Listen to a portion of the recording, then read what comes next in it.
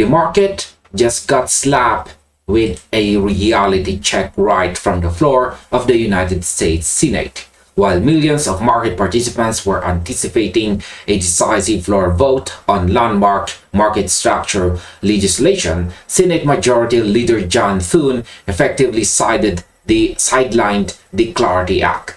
Instead, the chamber shifted its immediate priority toward advancing a heavy foreign policy measure, the Lindsey O.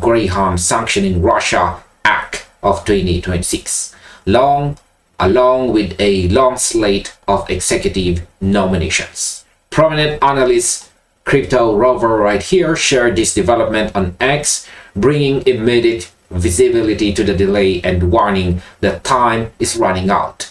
With the Senate approaching its scheduled August 8 recess, the calendar window to bring this legislation to a vote before lawmakers disperse has shrunk to almost nothing. Now here's my opinion. This outcome is frustrating, but it isn't entirely shocking. Capitol Hill operates under its own political incentives, and when geopolitical bills take center stage, domestic market innovation often gets pushed to the back burner. What bothers me is that market participants are left waiting while Congress maneuvers around legislative calendars instead of delivering the legal certainty financial institutions need. Now, to understand why this setback stings so badly, you have to look at the momentum that was building up to this point.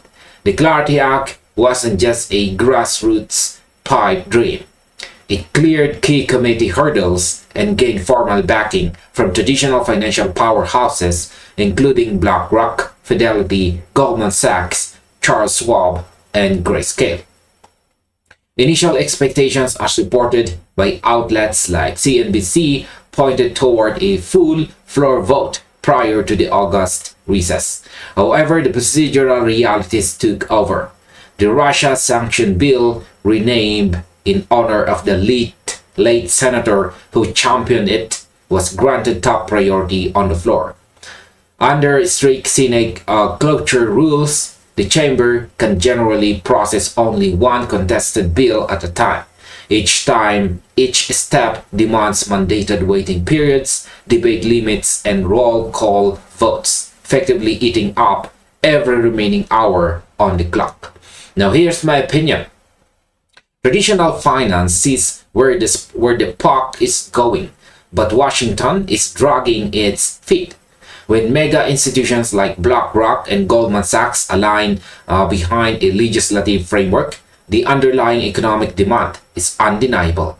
The fact that procedural mechanics can stall a multi-trillion-dollar industry's regulatory framework shows a massive disconnect between legislative priorities and global economic competitiveness.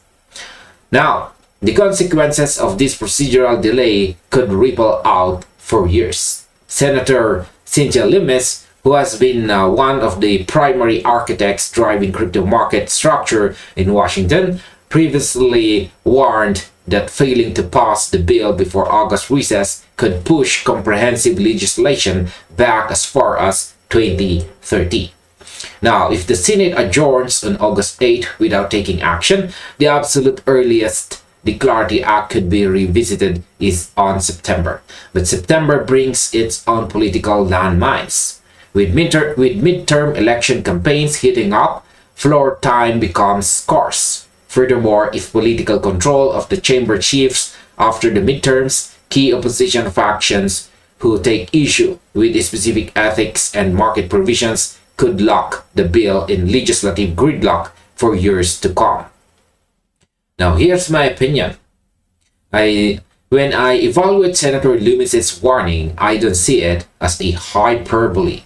I see it as a cold assessment of political cycles. If this bill gets kicked into 2027 or beyond, market observers need to prepare for a prolonged period of regulatory ambiguity in the US. So my view is that while a 2030 delay is a worst-case scenario, every single month of gridlock forces innovation and institutional capital to look outside American borders.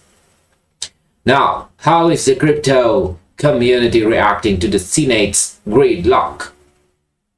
The reaction across social media and market forums was immediate and intense. Analysts and observers on X voiced immense frustration over the abrupt shift in priorities.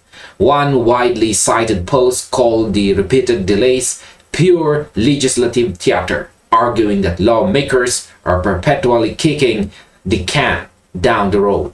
Another popular sentiment argued that Washington routinely prioritizes overseas geopolitical matters over American economic interests and domestic technological leadership.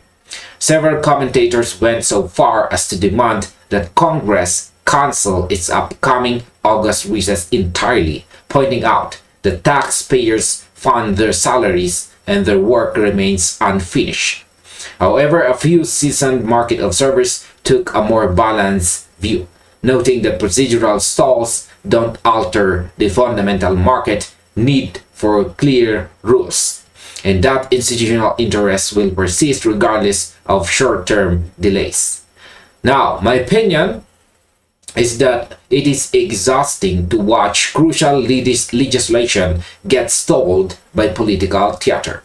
That said, I also recognize that emotional reactions don't change how laws are made. The outrage is justified, but as an investor and analyst, we have to look past the political noise and focus on how markets operate under the rules we currently have. Now, finally, here's our overall conclusion. The U.S. Senate's decision to set aside the Clarity Act in favor of foreign sanctions and administrative nominations highlights the unpredictable nature of legislative timelines.